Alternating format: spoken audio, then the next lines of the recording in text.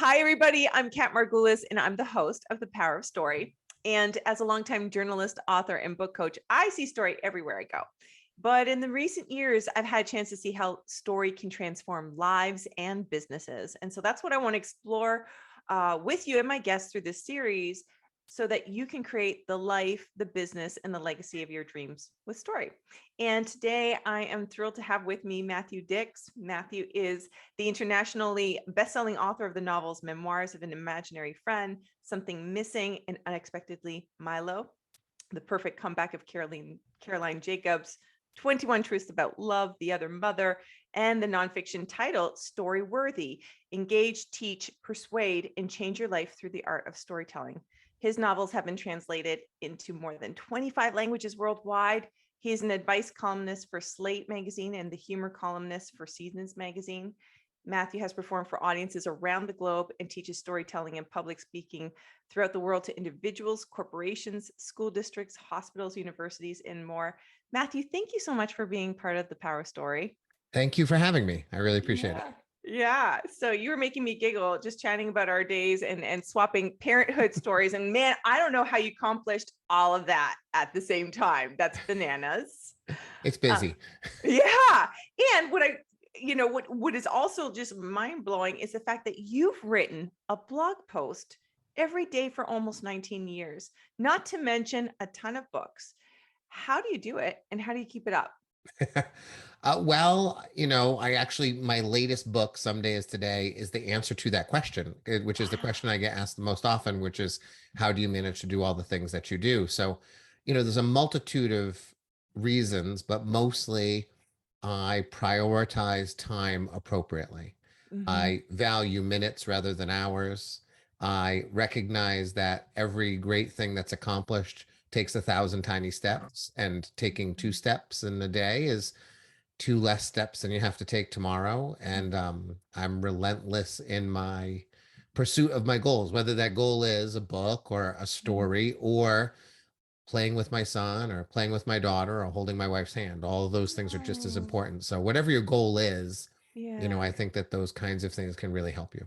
It's incredible. It's incredible that you make time for it all and you make it all happen and do it so well. I'm curious if you could go back, because you've written a lot of books and I've got a lot of experts, but not so many authors specifically. If you could go back in time to your budding authorship, to that budding writer, what would you tell yourself about how to get published and the business of publishing? Well, I would remind my former self that really the key to getting published is to write a good book.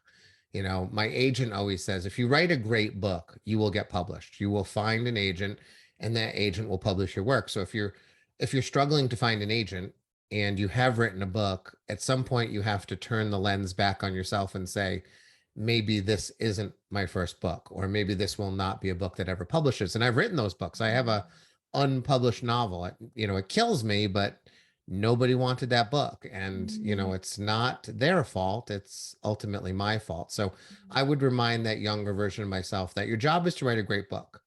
And then when you're done writing that great book, you need to start your next great book immediately, because if the first one isn't great enough, maybe the next one will be. And invariably, what happens with agents and editors is they're not really looking to buy a book. They're looking to invest in the career of a writer. And so when you approach an agent or an editor and you say, here is my book, and I'm halfway through my next book, and here are 2 more ideas for future books, that is a career that someone can see and invest in if they like what you're doing, as opposed to, I've written a book and I'm not really sure what I'm going to do next. Now, it doesn't mean you won't have success with that, but it's much more likely that people will be interested in you if you have many, many, many things to say. I love that. I'm going to go off on a little tangent here because I'm curious, yes, looking back at when there was just that one option, right, which was traditional publishing, how does that change in the context of what's going on today with self-publishing and all the independent presses and all the myriad ways that we can get our books out? Should we hold off and make sure it's as good as it can possibly be through, this other pruning process that there is with the traditional publishing? Well, I mean, ideally, it should always be the best it can possibly be if you want to put it out Yeah. into the world in that way. And I always tell people start with the traditional publishers because to have an army of people behind you taking care of Mm. all of that work that is necessary if you're producing it on your own, that is allowing you just to produce more content. The more people that I get to do my back end work, the more I can focus on the thing I am good at, which is producing a new story or a new book of some kind. So start there and be Yeah. relentless in your pursuit of that. And if it doesn't work out and you really think you've written something that is worthy of, making it into the world, I think it's great that there's other Mhm. means by which you can do that. And sometimes those ways lead to a traditional publishing career. There's many examples of people who self-publish something and it sort of finds its way into someone's hand and suddenly Mhm. you end up with a book contract. So that's a wonderful thing too. But there's Yeah. nothing like having a sales team and an editor and a copy editor and all of the people who work on my behalf to make my books, land in the places they land. That is the best way to do it if you can make that Yeah. happen. Awesome. I love it. Um, you coach people on story. Uh, what makes a great story? How do you know that this story is ready to be told and shared? Well, I always say if it means something to you, it will mean something to other people if told well or if written well. So, I think there is a lot of doubt. And quite frankly, I think there's a lot of doubt amongst my clients who are women, people of color, marginalized people. I don't think, frankly, there's a lot of white men wandering around wondering if their work is good enough, you know, and I think that's a terrible thing. So I spend a lot of time convincing people who have done good things that the things they have done are good and worthy of being seen. So Mm. I always just say, if it touches you, if it moved you in some way, if it caused you to think about the world in a new way, you can do the same thing for an audience, whether that's on a stage or on the page. You still Mhm. have to do it well in order to achieve that goal. But that's the first step is if it meant something to you, it can mean something to other people. Once Mm. you get overcome that barrier, then I think it's a matter of are you telling a story that's causing people to wonder what's going to happen next? I think fundamentally, Mm. at the core essence of every great story, it is I must turn the page or I must continue listening to the person on the stage because I know I want to see the next thing. As a Mhm. writer or as a storyteller, in the oral tradition, I am constantly asking myself if the power goes out now, if the book is lost, will they go buy another copy because they have to know how it finishes? And I know sometimes I read books where if I lost the book, I would not go buy another copy of the book because I did not wonder what was going to happen next, or if the Mm. power goes out in my theater in the middle of my story and I say, I'll finish it tomorrow, will you come back to hear the end of my story? If you're relentless in that pursuit, the idea Mhm. that the audience or the reader, whoever is consuming your story, they must be wondering what is going to happen next. That Mm. is the thing that will pull people through your story. The Yeah. odd thing I think in the world today is that people assume attention. They just assume that because I'm on a stage or because I've written a book, people will give me the attention it deserves. And I Mm. just don't think that's true. I think we have to demand the attention from our audiences by crafting stories that insist that this is great and the next page is going to be even better. Ooh, I love that. That insists this page is great, but the next page is going to be better. I really, really love that. And I love, I definitely want to talk about storytelling and speaking from the stage. And I never thought about that in terms of talks, like creating suspense that's page turning suspense for talks and speeches and things like that. Tell me more about that. Like, how do you, is it the same? Or do you construct is storytelling different for the stage, oral storytelling? It's very similar, and even things as sort of painful as a marketing plan and a marketing deck. I work with companies and I help them to do the same things stakes, Mm. suspense, surprise. If you don't have it, you're just assuming that someone wants to see your next slide. Every company puts together a marketing plan that assumes people want to see the next slide. And I always say, nobody ever has wanted to see your next slide unless you give them a reason to see it. And they don't ever think that way. The Mm. only real difference for me, stage versus page, is the the speed at which the story needs to come. I always say when I'm speaking, my words are like a river, and everyone has to stay in the river with me as I move along. If you have to step out of my river to sort of make Mhm. sense of something I've said, and then you get back into the river, I'm already downstream and I don't think you ever catch up. Whereas a book affords you the opportunity to consume content at your speed. So you can Mhm. read, reread, put it down, pick it back up, ask yourself questions. And so when you're writing a book, things like increased levels of detail are very relevant and wanted by a reader because they've essentially said, I'll give you 10 hours of my time if this is any good. And so they want the world to be more fully realized, and they're willing to give you a little bit more time, not much, but a little bit. Whereas if I'm on stage, I have to make sure at all times that the audience feels like we're moving through this story, that I've started out in a place that's moving forward and I'm ending in a place that has some meaning. And so it's really just that primal nature of storytelling on stage, whereas it's a slightly easier pace on the page, but otherwise it's about the same. Yeah, I love that. That's so powerful because definitely when I've been listening to people, yeah, you can you can be a little bit impatient and you're like, so eh, how do you move through a story without losing people because you're moving too quickly, but with the urgency that that people are coming along with you? Well, you almost can't move too quickly, Yeah. because, the shortest version of every story on stage is always the best version of every story on stage. And, if I just asked you, let's go see a movie, there's a 4-hour movie and a 2-hour movie. Both are rated exactly the same. Both are outstanding. And you have nothing to do today. You have an entirely empty day. What movie do you want to see? Almost everyone says the 2-hour movie, Mhm. even though the 4-hour movie actually, on a financial level provides more bang for the buck, right? Same price, but double the entertainment. But Yeah. inherently, we just know that when you get to the point quicker, it's going to be a better story. Yeah. So you can't tell it too fast, but if you keep in mind the ideas of suspense, surprise, and stakes, like what's at stake, what are we worried about for our protagonist? In the case of me telling a story, it's me. What do I want? What do I need? What's in danger?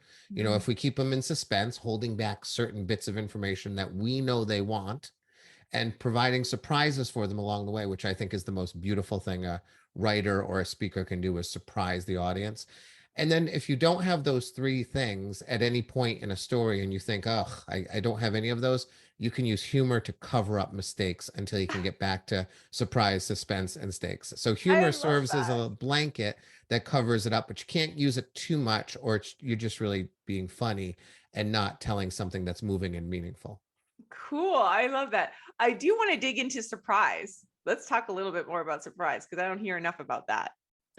Well, just about every surprise in every story is predicated upon the idea that the audience is going to be seeded with some knowledge that the writer or the writer of the story knows is important, but the audience can't recognize its importance at that time. So I have to teach you something, right? I have to teach you something about the world so that it will pay off later, but I can't let you know how important it is. Otherwise, the surprise will be ruined, which is what most people do.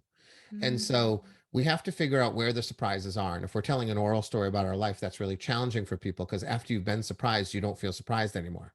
So you have mm, to really put yourself back into the moment and say, when was I surprised? And you identify those moments, which most people don't do. And then you ask yourself, how can I avoid spoiling that surprise? I don't want to hang any lanterns too bright early in the story that will indicate what's coming, but I probably do have to hang a lantern for it to make sense later on. So it's the idea of I'm going to give the audience information, but not too much. And I'm probably going to cover it up in some way. So I have all these strategies I use to sort of present the audience with information that I know is critical, but I'm going to make it seem less important. So I'll do things like I'll place information in a list because a list of items, all of them seem kind of unimportant because it's a list. But the mm. third one is the one I need to say for my surprise to pay off later. Or if I'm saying something critical and I know how important it is, I might make people laugh about it because when we laugh about things, we don't feel like they're terribly important. And then later on, the information's in their mind, they just didn't register it as critical, so then the surprise can launch later on. So I've got a bunch of those sort of tricks Wow. that you can use to seed your story with the information required to pay off a surprise later on. That is really cool. I love that. Um, oh, that's fascinating. Okay, so for the writers listening right now, first draft is down. What's the next step that you recommend to writers, whether it's for the page or the stage, when it comes to editing or self-editing? It's tricky because I sort of edit and write and revise all at one time. And I think most writers kind of do that. Mhm. Kurt Vonnegut would write a page a day. And he said, when the page is done, it's done, which is to say, he wrote and rewrote and revised and, wrote literally a page a day. But when the Mhm. book was done, the book was done. I always feel that way at the end of my book. It's never true. My agents and editors say, no, no, no, no. It's still some stuff to do here, buddy. So for me, though, it is a process of writing, revising, and editing at the same time. And in terms of getting things done, I think that's really important because I Mhm. recognize that creating something from whole cloth requires a certain environment, let's say, right? I can't have my son in the room, like screaming at his sister while I'm creating from whole cloth. But I Mhm. can look at 3 paragraphs I wrote earlier that day and start Mhm. revising them. I can do that like right before a meeting. Oh, I have a meeting, but I have 5 minutes. That Mhm. 5 minutes is spent. I'll reread those 2 paragraphs and see what I can do with them, see if they're good or if they need to be, corrected. So for me, the writing process can take place throughout the day because I'm writing whole cloth, but I'm also revising. And then sometimes I'm just editing, like I'm literally in a meeting that Mhm. I don't need to be in, but someone thinks I do. And so I have to sit there and occupy space. And I can go through a text and edit while pretending to pay attention. And that's an easy thing to do too. So my Yeah. advice to writers is to really to take advantage of the writing process in all those ways. Yeah. Um, because you're so prolific, I'm curious, like, how do you straddle different projects, different stories at the same, different worlds at the same time? Do you have that? You've got, yes, because one book might be being edited and one book's in marketing, but then you're in this other book. Like, how do you move between all these worlds? Well, I believe in having lots of projects because I've never had writer's block in my life because every time I encounter it or feel it, I just start something new Wow. so that I always have lots of irons in the fire. Yeah. I tend to have an adult fiction book that I'm working on, and I tend to have a nonfiction book I'm working on, and then I tend to have a children's book. And I've never published any of those, but I'm constantly working on them, hoping that someday someone will appreciate the greatness of all of those books I've written for kids. Mhm. So that is really helpful to have different genres that I'm playing with. I also do things like, and I advise this to writers all the time. I write a lot of letters. I have a goal of writing 100 letters a year, and I've surpassed it already this year. I've crushed it. I'm at 150. Like, type a letter, print it, and put it in the mail and send it to someone because that's writing. And ultimately, as writers, what we need to be doing is assembling sentences so that they connect in meaningful ways and that those sentences form paragraphs and those paragraphs connect in meaningful ways that produce something of meaning. And a Yeah. letter written to someone is something of meaning and it's practice. And so even when I feel like I don't want to work on the adult book and I don't want to work on the nonfiction and the children's book is making me crazy, I have a list of people I can write to. So I write to my students all the time. My 10-year-olds, I mail letters to their houses. And that means that's enormously Incredible. meaningful to them. If I'm in a restaurant and I had a server on Sunday night, I loved the server. That server is on my list for I'm going to write a letter to the restaurant talking about what the server did for me. I was not really happy with the Florida governor's response and the Texas governor's response to immigration. So I wrote them letters. I sent them letters expressing my opinions to them. Now I recognize they will probably never read those things, but it felt good to write them. And the Yeah. exercise of writing, assembling sentences into paragraphs that result in meaning, is what writers need to do to make us better. We cannot assume that we're already the best version of ourselves. We have to assume that there's lots of growth to be made. And in order to do that, we just have to be writing sentences that combine with other sentences. So when you're stuck, write a letter. Just write a letter because that is just as valuable and meaningful. And it might actually be like the most read thing you write that day. And so write a letter, drop it in the mail. It means enormous things to other people. So whatever you're doing, just get words on a page. Wow.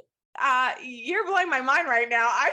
Your productivity is off the charts. Well, a lot of it is systems. So like I have a set of cards here already pre-stamped and pre-enveloped with my students' addresses on them. So if I have 2 minutes, if I'm going to meet with you, but I click on 2 minutes before the hour and you're not here yet, Yeah. It takes me 2 minutes to take a pen and write 7 sentences on a card to my student about some wonderful thing they did, close it up. It's already pre-stamped and pre-enveloped, and I send it out. A lot of it is just creating those systems so that Yeah. it is simple to do. Because what happens is we dither our time away. We're Yeah. waiting for our child to find his shoes in order to get out of the house. And what we do is we have these terrible computers in our pockets that provide us with instant stimulation that is meaningless and often making us feel worse than before we took it out of our pocket.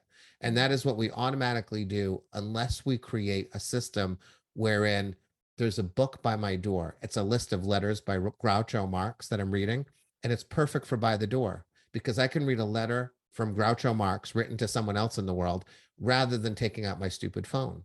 Or I Yeah. have a pile of note cards by my computer, and I know I can write a note to a student in 3 minutes and have it in the mailbox already on their way to them. So if you just create these systems that take advantage of the small minutes in the day that we otherwise waste, that can increase your Mm. productivity enormously.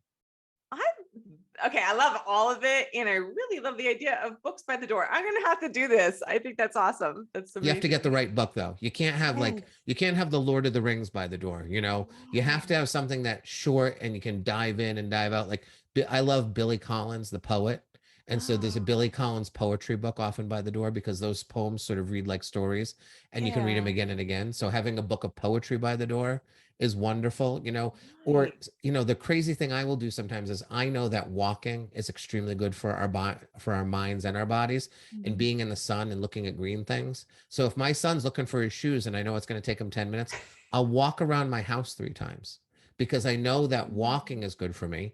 And I'm surrounded by trees and grass around my house, which I know is good for me. And I'm in the sun, which I know is good for me. So all of those things are going to, I know, help my brain and body while my son looks for his shoes, as opposed to standing by the door and scrolling through some social media, which will ultimately be meaningless to me and probably make me worse off because of it.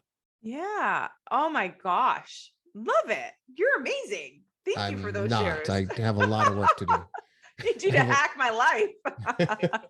well, that's the question I always get, which is why I wrote the new book because, Yes. I always think if you want me to really help you increase your productivity, can you give me 17 hours? And no one ever has that.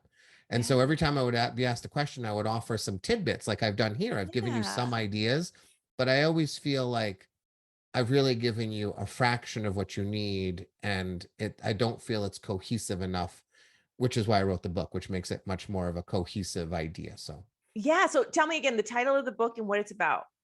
the title is Someday is Today, 22, 20, it's here, 22 simple actionable ways to propel your creative life. So essentially it answers Oh. the question of how do you get all the things done that you'd get done. So, it talks Mhm. about excellent ways to make use of your time, but it also acknowledges things like there's terrible people in your life and they're not helping. What can we do about those terrible people? Mm, And you're not celebrating your accomplishments enough. I mm, know you're not. So let's talk about what we can do about that. And people are saying nice things to you all the time, but because we are still hunter gatherers, our brains are still functioning like that. We are trained to remember the negative far uh-huh. more often than the positive, which was useful because if you had to remember that those berries killed Uncle Joe, that's a really Mhm, important negative thing to remember. But the world is filled with like locked doors and bags of Doritos. We don't have to worry about the negative as much as we used to. But mhm, unfortunately, that's how our brains work. So the science says we need to get 6 compliments to counteract a negative bit of feedback, mhm. which is terrible for creative people Yeah. because one negative remark will counteract all of the positivity we have. So I have systems to increase positivity in your life so that you can hack your way to feeling better about yourself and the world around you, as opposed to what most people do, feeling lousy because you read Yeah. one bad review, right? You read one bad review of your book, even though you just read 50 great ones, and Yes. authors will tell you the bad one will stay with you and you'll just ignore the 50. You'll discount them. You'll be like, those people don't know what they're talking about. But that guy who hates me, he's a genius. That's what we think. How we think. It's terrible. It's there. When is the book coming out? It's out. It's been out for a Oh, few months. great. Yeah. Yeah, you Oh, can get it wherever amazing. books I are gotta sold. check it Yeah. out. I mean, you are the man. So that is awesome that you put that your knowledge and your experience and you put it all in a book. And I think that would serve so many people. So thank you for doing that. Thank you. Yeah. Um, Cool. Well, is there anything else any last things you want to share with the audience before we leave for today? I guess I'll tell you what I told my students today. So I often talk about these things with my 10-year-olds. And today we talked about sleep. And it is something that creative people do very poorly. And most people do very poorly. I say we have to treat sleep sacredly. I admittedly sleep less than most people, but what I do is I sleep efficiently, and most people do not. So just some things that I told my students today. If you want to sleep efficiently, which is to say, you go to bed and you fall asleep instantly and you sleep really well and you wake up without an alarm feeling fully refreshed, which is how I sleep. The things you have to do are establish a bedtime that is consistent every single night, regardless of what you're doing. And even more important, establish a wake up time. That means you do not sleep late on the weekends because our brains are designed to release chemicals that will put us to sleep naturally and easily, and will also release those same chemicals, or the opposite chemicals, to wake Mm, us up feeling very, refreshed. But when we shift our time that we go to sleep and wake up, our brains can no longer release chemicals that will help us in both falling asleep and waking up. And that's why you wake up startled. Most people wake up startled, like, oh my gosh, like out of a sleep. It's a terrible way to wake up. It sets you up for a difficult day. It's why people need mm, coffee in the morning. I've never drank coffee in my life. I've never tasted it. I don't need it because I wake up naturally. I open my eyes now. I wake up at 4:30 in the morning, which is a crazy time to wake up, but I can tell you about 80% of the time the alarm never goes off.